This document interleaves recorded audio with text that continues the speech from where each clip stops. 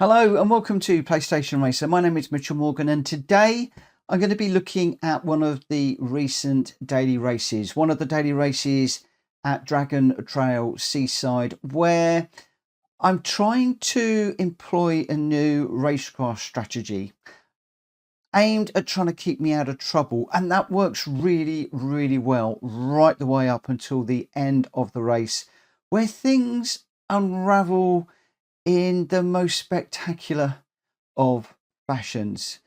Now, I should say that I've had a bit of a rough ride over the last few weeks. At Michelin Raceway Road Atlanta in the GR4s, I did really well and managed to get myself up into the DRA ranking. And I've managed to stay there for a while, despite having a really difficult time at Yamagawa last week, where we had the enhanced slipstream, I believe, and there was quite a lot of pushing and shoving going on, and I was leaving the door open too much. My racecraft was letting me down, and my DR dropped massively through a series of really bad results.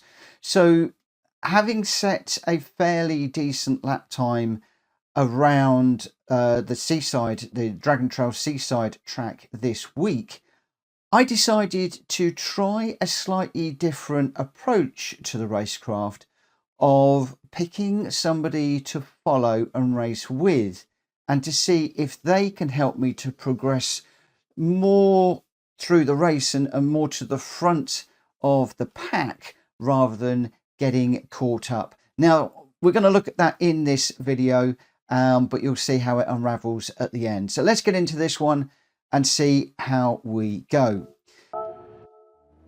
So, as I said, we're at Dragon Trail Seaside. This is the daily race B this week. We got a half decent time. We're running in the Nissan GTR, as are most people in this race. It really is the OP car, the only one to go with. I've tried a few others. And in this one, I really decided that I was going to pick somebody to work with, get into their wheel tracks and use them almost like a ghost, and see if that would enhance my racecraft a little bit. And I would make a few moves if they presented themselves, but the idea was just to try and have a really clean race and to try and keep that DR. So we're heading down into the fast right-hander here before we go into the first of the two chicanes, and you can see that we are following behind Luby Kenobi. We've got Samuel on the left-hand side and APS. These are guys that are going to feature heavily in this race, in particular Samuel towards the end. I'm not really interested in names. Unfortunately, I can't turn them off in this particular replay because I'm using the music one for some of the nice views. So I'm not looking to call anybody out on this. It is just the way that a race can very quickly unravel. At this point, it is fairly even. We're all running quite nicely in a straight line. A few people are looking for a few ways through. Some of the people are going offline. I've got a little bit of a run down on Samuel. He's gone a little bit defensive. I've stayed to the outside here thinking, you know, let's not go crazy, let's be careful. So I've taken a really wide line into there to give Samuel quite a lot of room. He does come out in front as expected, and at this moment I'm just sort of settling into the race and just looking to see who's doing what, who I might want to follow, who I might want to be careful of. And at this stage I'd already got my eye on APS, who's in front of us at the moment. I've had a few races with APS this week, very respectful, very clean, and somebody that I felt that I could work with. There's also Ura in here, the YURA. You can see just having a little bit of a nibble there with the other car. That was a guy that I wanted to be just a little bit careful of. We're going three wide into this one. I decided to stay back and not get involved with that, thinking one of those cars is going to come to grief. It was Samuel that came to grief, which meant I did manage to get through. We had a little bit of a nudge on the back bumper from Samuel, which pushed us off into the gravel there, but nothing to get excited about, just a consequence of what was going on. And then Luby managed to get a move on Samuel through there as well. You could see that you're already being pushed out onto the side of the track. That is something that has been happening all week. Quite a lot of pushing and shoving going on there. You're getting up the inside of me and just pushing me off wide a little bit through the S's, which meant I had to back out. So I let Euro go through so I didn't lose any places by getting out onto the gravel, but that has now put me into the clutches of the guys behind. But I'm now using Euro to try and stay ahead. Samuel gets up the inside of me going into that corner. That is something I needed to get used to. It was a place that Samuel really liked to make a move and put one down the inside. Well, watch what happens later on.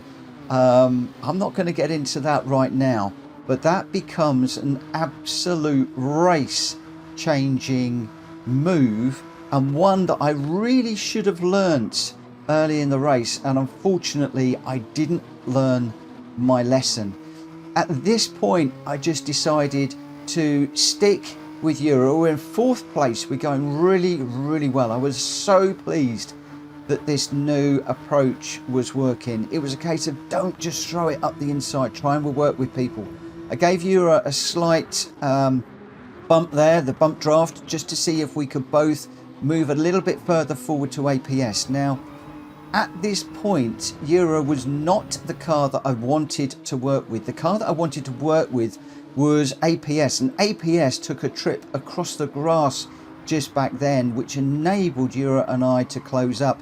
But I was very much aware that I had the Red Bull car, Samuel, behind me pushing hard, and I knew that given any opportunity, that Red Bull GTR was going to come flying down the inside. So I'm trying to stay with APS and Euro right now. We're becoming a 3-way battle, and this became absolutely brilliant, this part of the race. The adrenaline was pumping now. I was shaking like crazy with the adrenaline and just trying to stay in the wheel tracks. Euro goes really deep into that corner, which then put me on the back of APS. This is exactly where I wanted to be. I also positioned my car so that APS knew I was not going to make a move on him, and I think that he did actually pick that up, because at one point we did have the hazard lights on just to say thank you, I know you're there, now let's work together. And what I wanted to do was to try and find the two of us going forwards. Now again, the door was slightly open there, and there was a push through, which meant that I dropped a few places. Quite a few cars went through. You could see a lot of smoke. There was a lot of bumping going on, and I just sort of hesitated, backed out, and thought, no, I'm going to drop back. I don't want to get involved. So we've dropped off the back of APS now. We're in a gaggle of cars, and I'm just thinking, give people room and we'll be good. Now at this point we picked up APS, which was a real surprise. So I think that APS had possibly got into a little bit of a tangle, possibly with Euro, and I was really surprised to be back in 5th behind that car. You could see that Euro and Samuel having a go again through this really tight section. Samuel puts it up the inside of Euro, side by side through the S's, tight and clean at the moment. That gives APS and myself a run, and I'm thinking, no, go for the long game here, Mitch. Don't try and throw it up the inside and get into a problem. We were alongside APS there, so I was just letting him know that I was there, letting him know that we were still going to be pushing hard, and any opportunity. Samuel gets off the track, which puts him further back.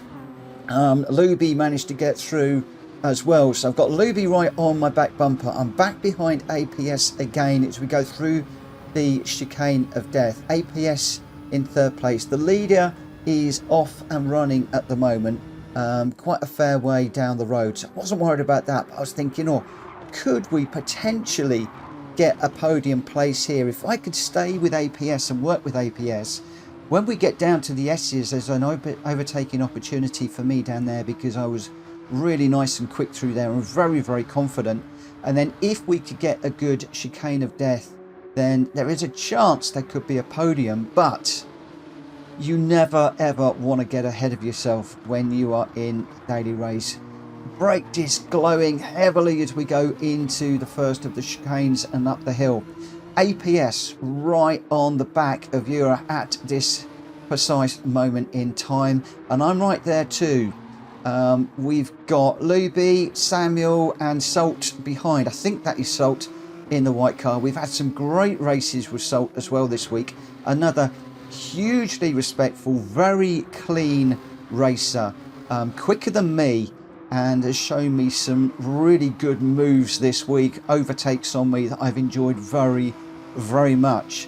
Salt is a racer that will punish me for the smallest mistake, but in doing that, Salt has actually taught me an awful lot. And in fact, some of the races, oh, there's a big lunge by Samuel there. I think this is the last lap. He pushes me wide. I then get Salt is into the side of me. There's nothing malicious about that. Chris is then alongside as well as we're going into the chicane of death. I'm having to bail out of that one. So we'll have a look at this little incident in a moment. As we go through the chicane of death, there's a massive crash. I get pinned up against the wall, and there are just cars going through left, right and centre, and we go from a potential podium down into 10th place. Absolute carnage through the chicane of death, and I'm thinking, what on earth happened there? In fact, afterwards, unusually, I did put a comment out in the chat to say, what happened, because it was just complete and utter chaos. So let's just pop into the normal replay for this one, and I'm just going to jump forward a number of laps. Let's put on the replay option so we can see what's going on, and we'll just jump forward to lap number 5. Running on board with me, I'm going to go into the chase cam for the moment. So I've got Luby 1 Kenobi behind me at the moment. I'm chasing down APS Racing. He's chasing down Ura, and we've got Stripe Rex way out in front. Best place to be in this race as far as I am concerned. But at this precise moment in time, I was really very, very happy. We were in the wheel tracks of APS. APS was chasing down Ura. You just go on board with me, you can see what it was like. This was the camera that I was using, and you can see that I've got a lovely little run down through here. This is the last lap now. APS on the back of you, and I'm thinking, we can just stay with these guys, everything will be fine. But then things start to get a little bit pear-shaped. As we go into here, Samuel moves across to the right. You've got Ura is defending against APS. I've decided to follow APS through this corner, and Luby is going for the left-hand side as well. But Samuel, in my opinion, makes a really late lunge here. Really late on the brakes. He's going into the vortex of death now. I'm committed to that corner. I'm following Ura. I'm following APS. I didn't actually, at this point, I was watching Ura in the apex. I didn't even notice that Samuel was there. He goes in really late. We get contact through that corner. Now, admittedly, at this point, Samuel is ahead of me. So I don't actually know whose corner that is. I'm going to be honest with you. My racecraft is not good enough. I don't know whether that is my corner or Samuel. My impression is he's gone into the vortex of death, and that's never going to be good. But we get a bash there. We also then get another 2 knocks on the back of the corner as he's rotating, which pushes me right out onto the side. That then enables Salt, the white car on the right hand side, and Luby to come through. Now those 2 cars have got nowhere to go. Absolutely nowhere to go. So Luby is trying to get out of this one because the gap, there's just nowhere for that car to go at the moment. And unfortunately, Salt, we just have a slight bang of doors there. But again, as I've said to you, Salt is super, super clean and gave me plenty of room on the outside. We've also got Chris coming through here as well. He's picked up a good run and he gets that corner. There's a slight nudge on the panels there, but nothing to worry about. That is basically Chris just saying to me, hey mate, I'm here, I'm ahead, this is my corner, I am taking the chicane of death first. And that's fine. I go on the brakes a little bit early just to let him through. That does unsettle my car a little bit. But now at this point, we've got Stripe Rex out front. We've got APS just ahead of Ura. I'm going to jump forward with Samuel. So we've got APS and Ura. If I just go back a second, so we've already got all of the issue from further back. But actually, APS and Ura have a little bit of a dice through here too. So APS, the guy I was following, he's got the advantage, I think, into the chicane of death, certainly alongside. Ura's saying, I'm not having any of this. We're going to go side by side through here. So they have a touch. That then unsettles APS. APS comes across, has a touch on Ura. Both these two cars are unsettled. APS then into the barrier, which is naturally going to slow it down. And that's going to bring Ura back alongside. There's another touch because APS has got to get over, otherwise he's never going to make this corner. APS with damage. Ura is fine. As we go into here, unfortunately, in my opinion, Ura leaves no margin for APS, who is off the line anyway and in trouble.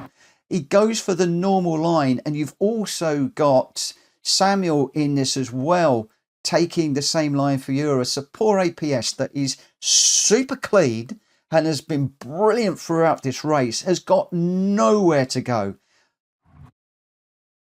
Samuel gives him a clout. He's into the wall. Nothing that he can do there. Samuel then is careering across the track. You've also then got Salt, I think, has possibly got into the back of APS. I'm not quite sure. But he's got Chris right tight behind. So there's a bash there. You can see that Chris has got damage on the front bumper. Salt has got damage to the front bumper. You've got APS with damage front and rear. You've got Samuel up against the barrier at the moment. Ura is running away and Stripe X. And all hell is breaking loose now. You've got Salt out of control and going around. Chris right on his back bumper. I'm then through here. Like, where do I go? Do I go left? Do I go right? I can't go right because Chris is there. I've also got Salt is rotating as well. So I thought, let's see if I can get up the inside of Chris and just see if we can follow Samuel through here. At this point, I've also got damage on the front of my car. Unfortunately, to miss Chris, I get heavily into the wall. That enables Luby to go through, and Luby dies through the middle there. The two winners in this is Snuff Spa and Smudge.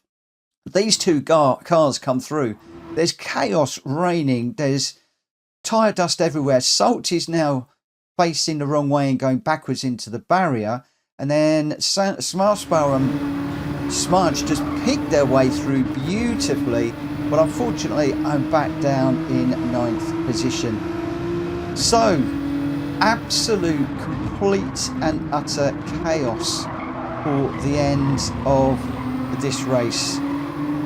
For me, I lost my confidence big time when Samuel went up the inside into the right-hander at the bottom of the S's. That's where I really lost my confidence. And from then on, I was on the back foot, and this is part of the racecraft that I really need to get to grips with. What I should have done is just let Samuel go tucked in behind, and in actual fact, Samuel gave me several nudges through that corner. I do wonder whether he would even have made the corner, in which case I could then got a switch back and everything would be okay. But then again, there was issues at the front with those cars crashing. The chicane of death absolutely killed me once again, all of the wrong reasons, at the end of what was an absolutely stunning and fantastic race. Again, I'm not picking on any of these guys. The names are there purely because I can't turn them off in the view that I was using, the music replay view. which I like very much for the camera angles. But what a race! I did enjoy that one very, very much, despite the poor ending, because I'd started to learn about following a car, picking a car and using that car in front to work our way through. You can see I'm thinking, do I go with Luby? Do I go with Samuel? I decided to tuck in behind Samuel here, thinking that he's going to just force his way through. And again, just a little bit of a bump you could see on Samuel there. Thankfully I didn't actually push him off. But this was part of what I was trying to do, was the car going round there, was just trying to pick a car to work with. And one of the things I do need to do is to use that radar more, to be aware of where people are around me. So I hope that you've enjoyed this particular video. If you have, please give it a thumbs up. If you're new around here, please hit that subscribe button, and I'll be back with more lobby races, more daily races and more videos like this very, very soon. For now, take care. Bye bye.